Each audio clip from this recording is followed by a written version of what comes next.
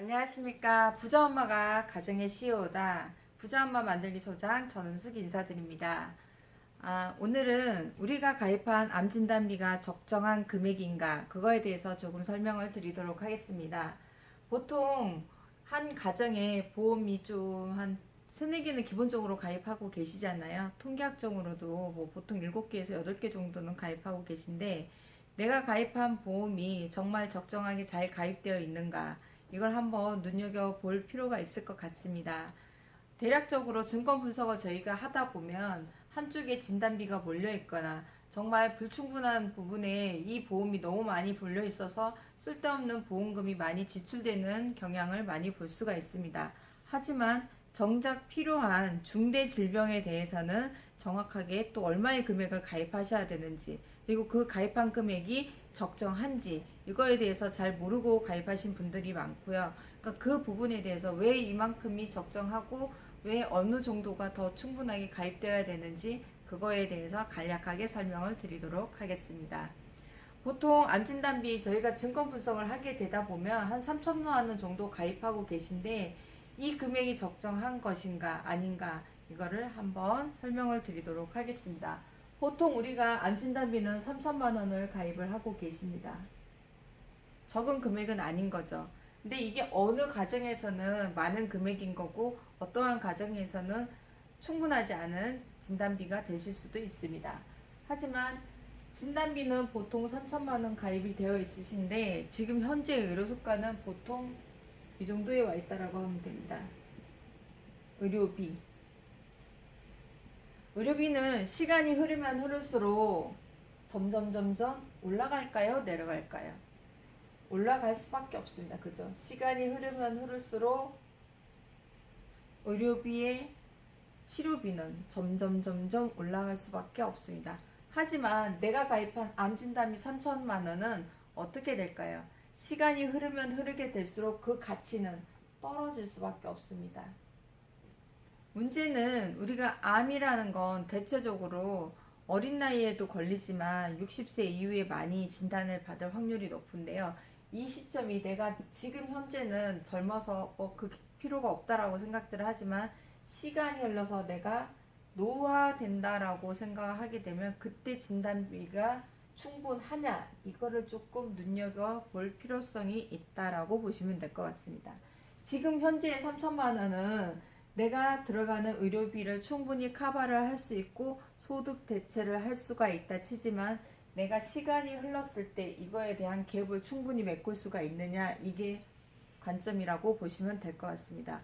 의료비는 자꾸 올라가는 반면에 내가 가입한 진단비는 시간이 흐를수록 그 가치는 떨어질 수밖에 없는데요. 문제는 내 소득에 대해서 이게 충분히 커버가 되느냐 이게 중요할 것 같습니다. 보통 암에 걸리면 치료 기간이 얼마 정도나 될까요? 맞습니다. 보통 2년에서 3년 정도의 치료비 기간이 든다라고 합니다. 이때 들어가는 생활비는 어떻게 될까요? 2년에서 3년 정도 안에 들어가는 생활비에 대해서 우리가 확보가 되어 있어야 된다라고 보시면 될 것 같습니다. 이 암진단비 3천만 원이 내 소득 대체가 충분히 가능하냐? 보통 내가 월 생활 버는 월급이 한 300만 원이다 치면 나는 이 300만 원을 대체할 수 있는 금액은 실질적으로 1년밖에 되지 않는다라고 봅니다. 하지만 우리가 들어가는 비용이 생활비만 들어갈까요? 그렇죠. 생활비 외에 그 외적인 것들이 더 많이 들어간다라고 보시면 될 것 같습니다. 어떤 분들은 내가 실비 들어있으니까 나는 충분해 이거 정도면 괜찮을 거야 라고 생각들을 하시는데 치료비는 말 그대로 치료비일 뿐입니다. 우리가 진단비가 필요한 이유는 내 치료비를 커버하기 위해서 하는 게 아니라 내가 중대한 질병이 걸렸을 때 그때 내 소득 대체가 충분히 가능하냐 이게 중점 요인이라고 볼 수 있습니다. 우리가 가입한 보험 많은 부분들이 없으신 분들은 없고 많이 가입들은 되어 있으신데요. 어느 부분에 어떻게 많이 가입되어 있는지 내 소득 대체가 충분히 한지 이걸 한번 보시는 게 좋을 것 같습니다. 요즘은 암 치료비가 실질적으로 뭐 표적치료제 같은 경우는 400만 원이 넘는데요. 이런 치료 같은 경우는 단기간 내에 우리가 실비를 다 사용하는 경우도 많고, 그러면 이 실비가 다 사용했을 때 면책기간이라든가 이랬을 때는 내가 가입한 진단비에서 그 치료비를 커버할 수밖에 없습니다. 그거를 커버하기 위해서는 내가 진단비가 한 번 주는 게 아니라 평생 주는 걸로 가입을 하셔야 됩니다. 근데 보통 우리가 가입한 보험은 한 번 주고 끝. 그 다음에는 내가 치료비를 내 개인 적금이나 뭐 이런 것들로 대체를 해야 되는 상황이 올 수 있는데요. 요즘 보험 같은 경우는 진화가 되었습니다. 암 진단비도 예전에는 한 번 받으면 진단을 더 이상 주지 않았는데, 지금은 2년마다 내 몸속에 암이 남아있거나 전이가 되거나 재발이 됐을 때 2년마다 내가 횟수 제한 없이 반복적으로 평생 주는 암 진단비가 나왔습니다. 이러한 것들이 왜 나왔을까요? 맞습니다.